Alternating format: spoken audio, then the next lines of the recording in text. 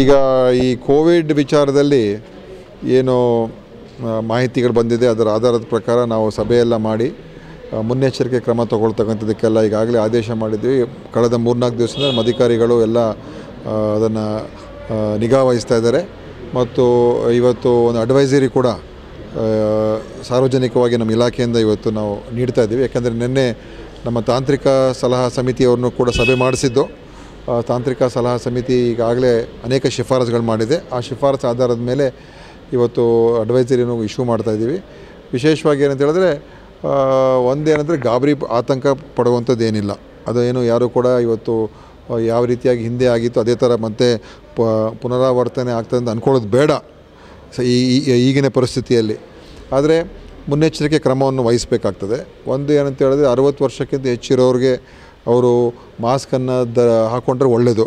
So ಅದನ್ನು ಹಾಕ್ಕೊಳ್ಳಿ ಅಂತ ನಾವು ಕಡ್ಡಾಯವಾಗಿ ಹಾಕ್ಕೊಳ್ಳಿ ಅಂತ ಹೇಳ್ತಾ ಇದ್ದೀವಿ.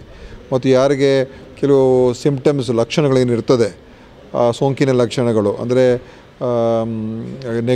ನೆಗಡಿ, ಕೆಮ್ಮು, ಕಫ ಮತ್ತು ಈ ರೀತಿಯಾದಂಥ ಏನು ಅವರಿಗೆ ಫೀವರ್ ಅದೆಲ್ಲ ಇದ್ದರೆ ಅವರು ಕೂಡ ಮಾಸ್ಕನ್ನು ಕಡ್ಡಾಯವಾಗಿ ಹಾಕ್ಕೊಳ್ಬೇಕು ಅಂತಲೂ ಕೂಡ ಹೇಳ್ತಾ ಇದ್ದೀವಿ. ಆಮೇಲೆ ಸ್ವಲ್ಪ ಬಾರ್ಡರ್ ಏರಿಯಾಗಳಲ್ಲಿ ಸ್ವಲ್ಪ ಹೆಚ್ಚು ನಿಗಾವನ್ನು ವಹಿಸಬೇಕು.